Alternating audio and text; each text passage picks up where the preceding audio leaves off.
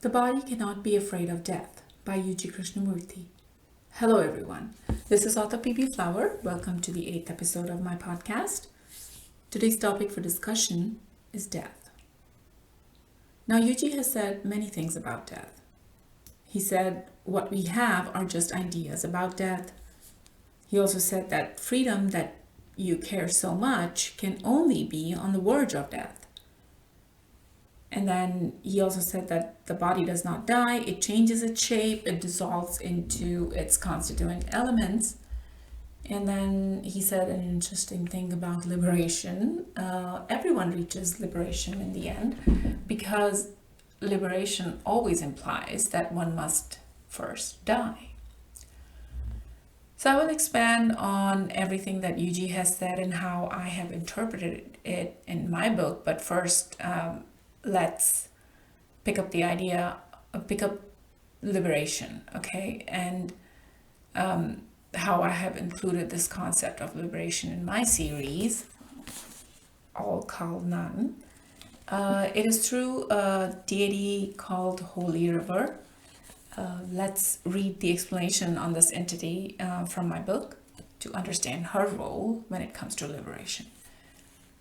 Gushing flow that is channeled and calmed down by the destroyer into his curled interlocks, sending it down in 7 streams on the vast one and 1 powerful stream on Swaloka.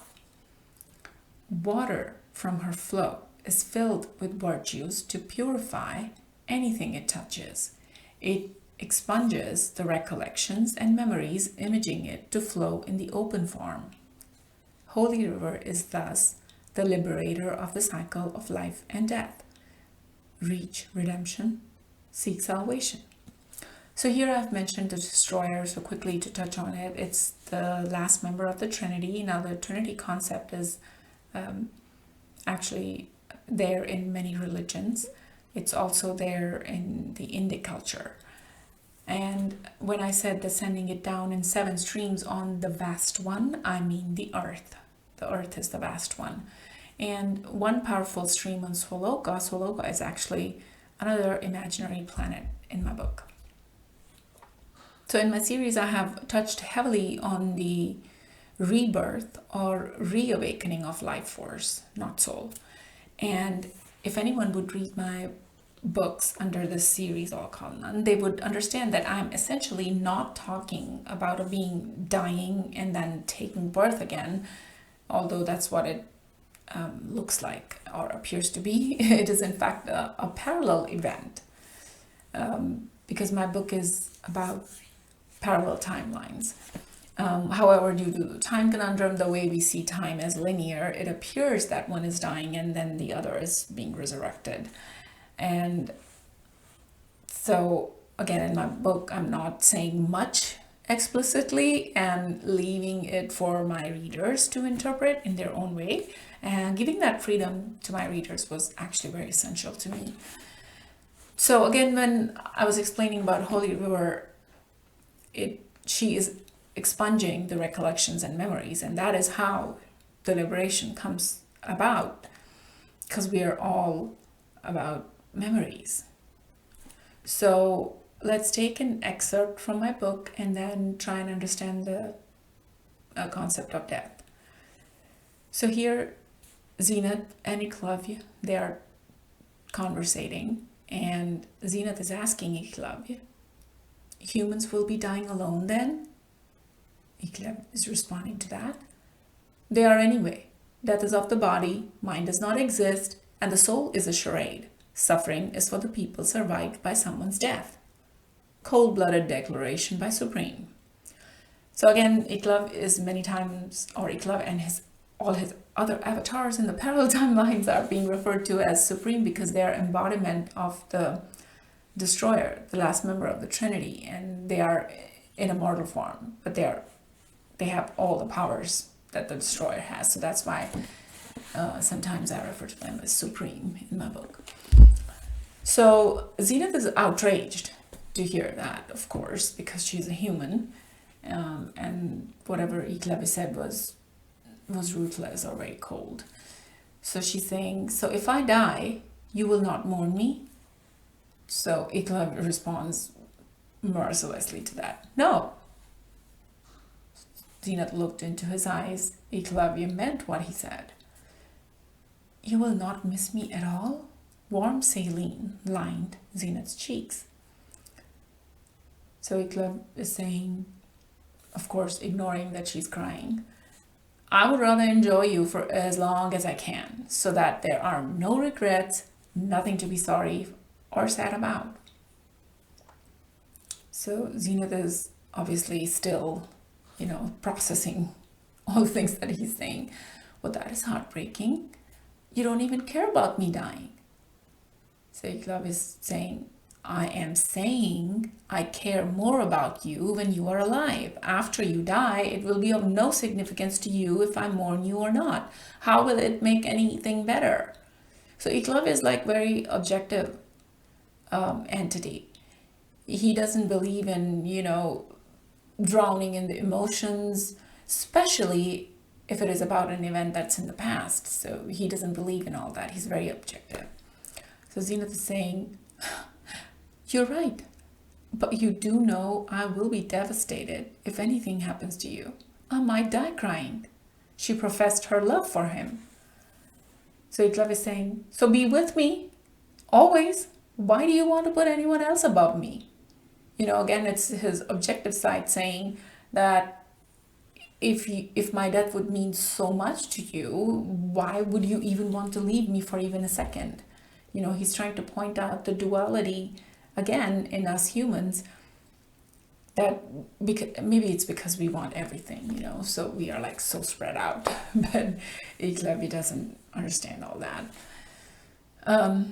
So now when a human being dies, they often leave survivors behind, like kids, spouses, parents, friends, fans, followers, etc.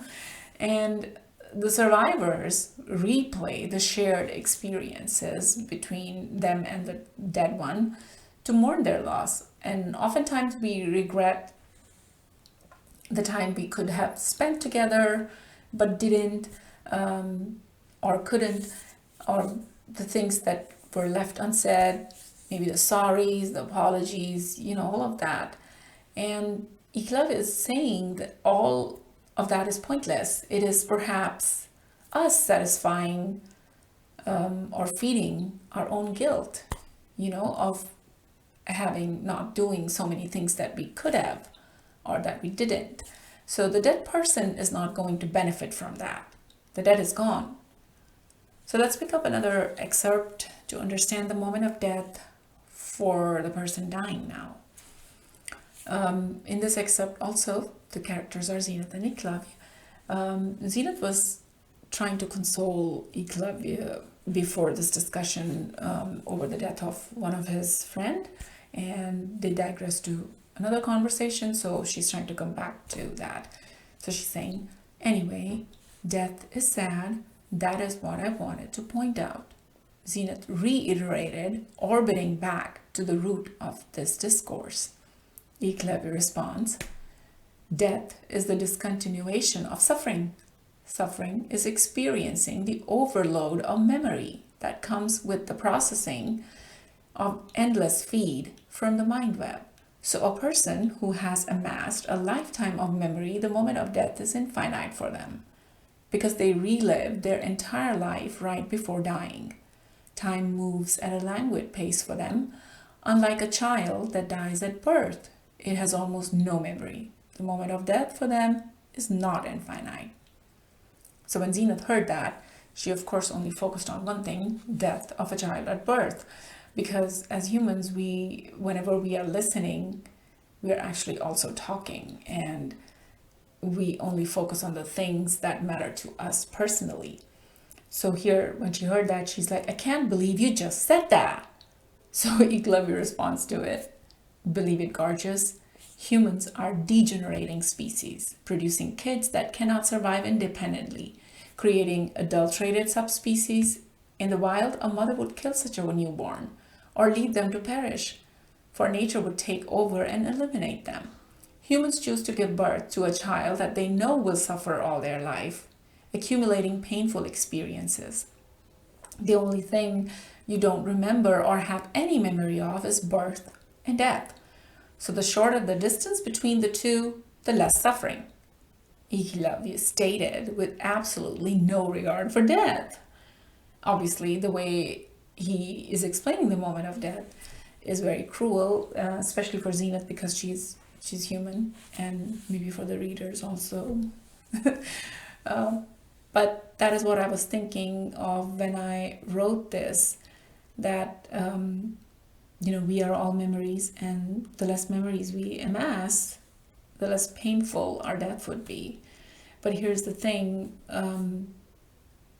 even if you don't believe in all that, we never mourn anyone's death. We're just mourning our own loss, okay? Always. And Eklavya is trying to tell her that if a child died without accumulating a lot of memories, it was perhaps not suffering at the time of death.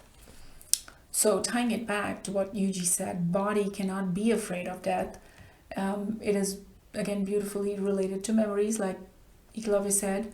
The body itself doesn't know anything, okay? It is our memories that dictate whatever we have stored, our experiences as knowledge, that then you would not suffer through the hands of your knowledge if you have not amassed that many memories, okay? Because body as such does not know all that. It is the mind game that makes one be fearful or be afraid of death.